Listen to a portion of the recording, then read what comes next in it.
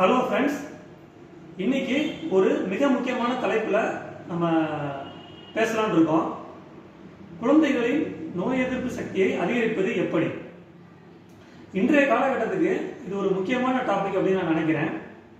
ஏன் அப்படின்னா, இப்போ நம்ம வாழ்ந்துட்டு இருக்க காலகட்டத்தில் சின்ன குழந்தைகளுக்கு ஒரு 7-8 வயசு வரைக்கும் இருக்க குழந்தைகளை பார்த்தீங்க அப்படின்னா, பிறந்த குழந்தையிலேருந்து ஒரு 8 வயசு வரைக்கும் இருக்க குழந்தைகளுக்கு தொட்டதுக்கும் 90க்கும் சளி பிடிக்குது, காய்ச்சல் அடிக்குது அப்படின்ட்டு என்ன பண்ணுறோம் அப்படின்னா மருத்துவமனைகளுக்கு தூக்கிட்டு போயிட்டு இருக்கோம். சின்ன சின்ன உபாதைகளுக்கு கூட என்ன பண்ணுறோம் அப்படின்னா நம்ம ஆஸ்பத்திரிக்கு கூட்டு போகிற மாதிரியான சூழ்நிலை தான் இப்போ இருக்கு. இப்போ அடிக்கடி இந்த மாதிரி சளி பிடிக்குது, காய்ச்சல் வருது, இருமல் வருது, அல்லது வயிற்றில் ஏதாவது உபாதைகள் வருது அப்படிங்கும்போது இயற்கையாக நமக்கு என்ன தோணுது அப்படின்னா, குழந்தைகளுக்கு நோய் எதிர்ப்பு சக்தி கம்மியாக இருக்கு, அதை கூட்டுறதுக்கு எதாவது பண்ணணும் அப்படின்னு நம்மளே தெரிஞ்சுக்கிறோம். அல்லது மருத்துவ ஆலோசனையும் அப்படிதான் நமக்கு பொதுவாக சொல்லப்படுது. அப்ப நோய் எதிர்ப்பு சக்தி அதிகரிக்கிறதுக்கு நம்ம என்ன செய்யறது? இது ஒரு முக்கியமான கேள்வி. குழந்தைகளுக்கு நோய் எதிர்ப்பு சக்தி அதிகரிக்கிறதுக்கு நம்ம என்ன செய்யறது? இன்னொரு முக்கியமான விஷயம், இப்ப நான் சொல்ல போற கருத்துக்கள்லாம் நோய் எதிர்ப்பு சக்தியை அதிகரிப்பதற்கு நான் சொல்ல போற கருத்துக்கள்லாம் அக்குபஞ்சர் மருத்துவத்தில் இருக்கிற சில தத்துவங்களை அடிப்படையாக வச்சு நான் சொல்ல போறேன். அது மற்ற மருத்துவங்கள்ல என்ன சொல்லியிருக்காங்கிறது நமக்கு தெரியாது. இப்ப சொல்ல போற கருத்துக்கள் அக்குபஞ்சர் பார்வையில அங்க இருக்கிற சில தத்துவங்களை அடிப்படையாக வச்சு நான் சொல்ல போறேன். அதான் நான் முதலே சொல்ல விரும்புறேன்.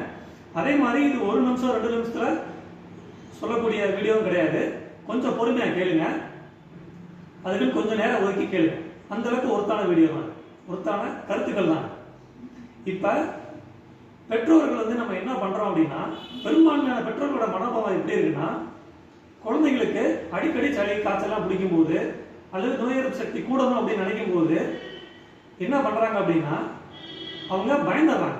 அடிக்கடி சின்ன சின்ன தொந்தரவுகள் வரும்போது ஒரு லேசா காய்ச்சல் வந்தா கூட அல்லது சளி பிடிச்சிக்கிட்டு குழந்தைகள் நைட்டு தூங்கும் போது கருன்னு அப்படின்னு ஒரு சவுண்ட் விடும்போது ஏதோ ஆயிர போகுதோ அப்படின்னு பயப்படுறாங்க. அதனால ஏதோ ஒரு வகையில முயற்சி பண்றாங்க.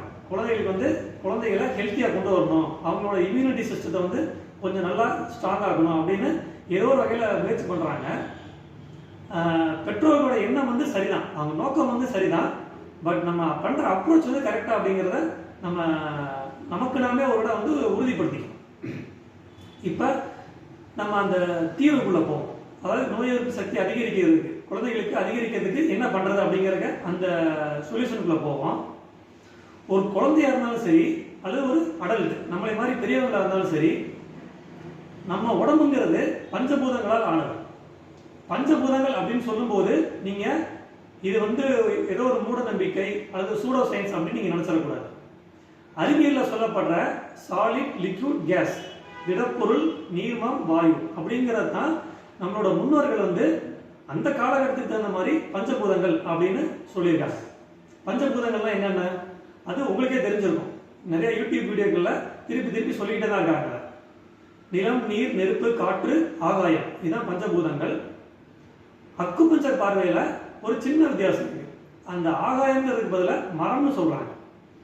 நிலம், காற்று, நீர், மரம், நெருப்பு அப்படின்னு ஒரு சின்ன வித்தியாசம். பட் பஞ்சபூதங்களுக்கு அப்படிங்கிறதுல பெரிய மாற்றம் ஒண்ணு கிடையாது. சோ ஒரு குழந்தையோட உடம்பு பஞ்சபூதங்களால் ஆனது. இந்த பஞ்சபூதம் இயங்குறதுக்கு சக்தி தேவை. அந்த சக்தி எங்க இருந்து வரும்? நம்மளைய சுத்தி இருக்கிற இயற்கையில தான் அந்த சக்தி வரும். இயற்கையும் பஞ்சபூதங்களால் ஆனது. பஞ்சபூதங்களால் ஆன இயற்கையில இருந்தா நம்ம உடம்புங்கிற அந்த பஞ்சபூதங்களால் ஆன அந்த காம்பினேஷன், அந்த உடம்புங்கிற கூட்டுக்கு சக்தி கிடைச்சிக்கிட்டே இருக்கு. இயற்கைங்கிறது என்னங்க? வானம், வெயில், சூரியன், மழை, மண், காற்று, இந்த மாதிரியான செடி கொடிகள், இதுதான் இயற்கை. அதாவது பஞ்சபூதங்களால் ஆன அது ஒரு சேர்க்கை காம்பினேஷன். ஸோ இயற்கையில இருந்தா ஒரு மனிதருக்கு, அது குழந்தையானாலும் சரி பெரியவங்களானாலும் சரி, அந்த இயங்கக்கூடிய சக்தி கிடைக்கும். இப்ப இருக்கிற காலகட்டத்தில் குழந்தைகளுக்கும் அந்த இயற்கைக்கும் உள்ள தொடர்பு குறைஞ்சுக்கிட்டே வருது, அப்படியே அல்லது அருந்துகிட்டே வருது, டிஸ்கனெக்ட் ஆகிட்டே இருக்கு. குழந்தைகள் வந்து இயற்கைக்கு எக்ஸ்போஸ் ஆகிற அந்த சான்சஸே வந்து பார்த்தீங்கன்னா ரொம்ப கம்மியாக இருக்குது. இப்போ நீங்களே கவனிக்கிறீங்களா, குழந்தைகள் வந்து வெளியே போய் விளையாடுறதுக்கான வாய்ப்புகள் வந்து ரொம்ப ரொம்ப குறைவு. குழந்தைகளை பாதுகாக்கணுங்க அப்படிங்கிற பேரில் நம்ம வீட்டிலே தான் குத்தி வச்சுருக்கோம், அல்லது அப்படியே கூட்டிகிட்டு போய் கொண்டு போய் விடுறது, திருப்பி அப்படியே கூட்டிகிட்டு வந்து திருப்பி வீட்டுக்குள்ள வச்சுக்கிறது. அதனால் அதான் நம்ம நம்ம ஏற்கனவே சொன்ன மாதிரி நம்ம இன்டென்ஷனுக்கு நல்லது தான், அவங்களை பாதுகாக்கணுங்கிற அந்த நோக்கம் வந்து சரிதான், அதில் ஒன்றும் தப்பு கிடையாது. பட் வந்து நம்மளோட அணுகுமுறை தப்பாக இருக்கக்கூடாது, அந்த ரிசல்ட் வந்து நமக்கு தப்பாக கிடச்சிடக்கூடாது. குழந்தைகள் வந்து இயற்கைக்கு எக்ஸ்போஸ் ஆகாமே வளர்ந்தாங்க அப்படின்னா என்ன ஆகும் அப்படின்னா, உடம்புல வந்து சக்தி இருக்காது அவங்களுக்கு. சின்ன ஒரு ஸ்டிமுலேஷனை கூட அவங்களால தாங்க முடியாது. இப்போ என்னோட சில நண்பர்கள் வந்து ஃபாரின்ல இருக்காங்க, அவங்க என்ன சொல்றாங்க அப்படின்னா, இந்தியாவுக்கு வரும்போது என்னோட குழந்தைங்களுக்கு வந்து ரொம்ப சிவியரா சளி பிடிச்சிக்குது, காய்ச்சல் வந்துடுது, பொலியூட்டடா இருக்கு அப்படிங்கிறாங்க. இதை வந்து ஒரு ஆங்கிள் சொல்றாங்க அவங்க, அங்க வந்து ஃபாரின் கண்ட்ரீஸ்ல வந்து அப்படிலாம் கிடையாது அப்படிங்கிறாங்க. இதோட மீனிங் என்ன அப்படின்னா, நம்ம எங்க பிறந்திருக்கோம், நம்ம ஏதோ ஒரு ஊர்ல பிறந்திருக்கோம், ஒரு நாட்டில் பிறந்திருக்கிறோம், நம்ம இயற்கை கூட தானே வாழ்றோம். நம்ம வெளியே போய்தான் ஆகணும், காற்று நம்ம மேல படத்தான் செய்யும், வெயில் படத்தான் செய்யும், லேசா மழை தோறும் போது நம்ம மேல படத்தான் செய்யும். அப்போ உடம்பு ரியாக்ட் பண்ண தானே செய்யும், சரிங்களா? அப்ப இது என்னன்னா ஒரு ஒரு ரொம்ப ஒரு தவறான மனோபாவம். நமக்கு வந்து குழந்தைகளுக்கு வந்து சளி பிடிக்கக்கூடாது, காய்ச்சல் வரக்கூடாது அப்படிங்கிறது. எப்பயுமே நல்லா கவனிங்க, ஒரு குழந்தைகளுக்கு வந்து சின்ன சின்ன தொந்தரவுகள் வரும்போது, சளி, இருமல், காய்ச்சல், இந்த தொந்தரவுகள் வரும்போதும் அடுத்து என்ன ஆகும்னா, இயற்கையாகவே அந்த இம்யூனிட்டி சிஸ்டம் என்ன ஆகும்னா ஒரு ஸ்டெப் டெவலப் ஆகிடும். அப்படி டெவலப் ஆகிறது தான் வருதுன்னு கூட சில இயற்கை மருத்துவர்கள் சொல்றாங்க. அப்படி கீழெல்லாம் போயிடாது, அப்படியே இயற்கை இம்யூனிட்டி சிஸ்டம் வந்து அப்படியே குறைஞ்சிக்கிட்டே கீழே போய் ஜீரோவில் ஆகாது. ஒவ்வொரு இடையே வரும்போது தன்னோட உடல் வந்து தனியே ஒரு ஸ்டெப் அந்த குழந்தையோட உடம்பு வந்து மேம்படுத்திக்கும். அதனால நம்ம கொஞ்சம் நம்மளோட மைண்ட் செட்டை கொஞ்சம் மாத்திக்கிட்டு அந்த குழந்தைகளை வந்து இயற்கைக்கு வந்து எக்ஸ்போஸ் பண்ணணும். இயற்கைக்கு எக்ஸ்போஸ் பண்றதுனா எப்படி, அந்த குழந்தைகளை அப்படியே குழந்தை வெளியே நிக்க வைங்க, இதுதான் இயற்கைக்கு எக்ஸ்போஸ் பண்றது. சிம்பிளா புரியுற மாதிரி ஒரு கலாக்கியலா சொல்றாங்க. அப்படி நம்ம செய்ய வேணாம். என்ன பண்ணணும் அப்படின்னா, அந்த குழந்தைகளுக்கும் இயற்கைக்குமான தொடர்பு மீண்டும் வரணும் அப்படின்னா ரொம்ப சிம்பிள். குழந்தைகளை வெளியே விளையாட விடுங்க. வெளியேனா சிமெண்ட் அந்த மாதிரி தளத்துல இல்லாம மண் இருக்கிற இடத்துல, பூங்காக்கள்ல மண் தரை இருக்கிற இடத்துல, நல்ல சுத்தமான இடத்துல கொஞ்சம் சேஃப்டியா இருக்கிற மாதிரி பார்த்துக்கங்க. அந்த இடங்கள்ல குழந்தைகளை விளையாட விடுங்க. குழந்தைங்கிறது என்ன பண்ணணும் அப்படின்னா, மண்ணை வந்து கையில் அள்ளணும். அப்பதான் அந்த பூமிங்கிற அந்த பஞ்சபூதத்துல இருந்து அந்த உயிர் சக்தி வந்து குழந்தைகளுக்கு வந்து கிடைக்கும். குழந்தையோட உடம்புக்கு வந்து தானே அப்சர்வ் பண்ணும். மண்ணு சுத்தமா இருக்கா இல்லையாங்கிறது அது நம்ம செக் பண்ணிக்க வேண்டியது, அதுல சேஃப்டியா இருக்கிறது நம்ம செக் பண்ணிக்க வேண்டியது. பட் மண்ணோட அந்த குழந்தைகளை வந்து தொடரும். நீங்க குழந்தைகளை இயற்கையா விட்டு பாருங்க, தானாவே மண் அள்ளி தூக்கிறீங்க. அதுதான் குழந்தைகளோட சுபாவம். ஏன்னா குழந்தைகளுக்கு அவங்களோட உள்ளுணர்வுக்கு என்ன தெரியும்னா, அது தேவை அப்படிங்கிறது தெரியும். அந்த பூமிங்கிற அந்த மண் தேவைங்கிறது. காலை நேரத்துல அல்லது மாலை நேரத்துல அந்த வெயில் படுற மாதிரி குழந்தைகளை அப்படியே ரவுண்டு கூட்டிட்டு போங்க. ஒரு லேசான வெயில், இதமான வெயில் வந்து ஒரு 10 நிமிஷம் 20 நிமிஷம் குழந்தைகள் மேல படணும், அவங்க மண்டை மேல படணும், மண்டையில உடம்புலையும் படணும். பட்டாதான் அந்த வெயில்ல இருக்கிற அந்த சக்தியை வந்து குழந்தையோட உடம்பு எடுத்துக்கும். உங்க பக்கத்துல வந்து ஆறு அந்த மாதிரி நீர்நிலைகள் இருந்துச்சு அப்படின்னா அதுல பாதுகாப்பா கொஞ்சம் தண்ணி ரொம்ப கம்மியா இருக்கிற இடத்துல நீங்க கூட இருந்துக்கிட்டு அந்த தண்ணியில நல்லா விளையாட விடுங்க. நல்லா தண்ணியில விளையாட விட்டு குழந்தைகளை பாருங்க, அதுக்கு எவ்வளவு சந்தோஷமா விளையாடுதுன்னு நீங்க பாருங்க. எந்த குழந்தையா இருந்தாலும் சரி, அவங்க வந்து நியூயார்க்ல பிறந்த குழந்தையா இருந்தாலும் சரி, சாதாரண கிராமங்கள்ல பிறந்திருந்தாலும் சரி, இந்தியாவில் பிறந்திருந்தாலும் சரி, அந்த குழந்தைகளை சின்ன ஒரு இயற்கையான ஆறுகள்ல, நம்ம தமிழ்நாடுனா ஒரு காவிரி ஆறு, அந்த மாதிரி வைகை, அது மாதிரி உங்க ஊருக்கு பக்கத்துல இருக்கிற ஒரு சின்ன சின்ன ஆறுகள்ல சேஃபா நீங்க கூட இருந்துருங்க.